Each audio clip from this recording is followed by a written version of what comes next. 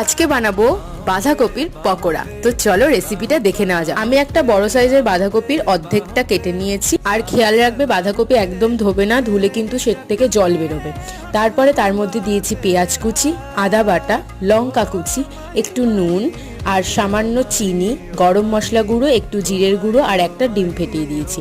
তার মধ্যে দিয়েছি একটু বেসন আর কর্নফ্লাওয়ার। তার সাথে আজকে অ্যাড করেছি একটু সুইট কর্ন। ঘরে সুইট কর্ন ছিল, সেটাকে হালকা একটু সেদ্ধ করে নিয়ে তার মধ্যে অ্যাড করে দেন ভালো করে মেখে নিয়েছি। যত মাখবে দেখবে বাঁধাকপিগুলো একদম নরম হয়ে যাবে আর ঠিক এরকম হবে। দেন কড়াই গরম করে তার মধ্যে দিয়ে দিলাম সর্ষের তেল।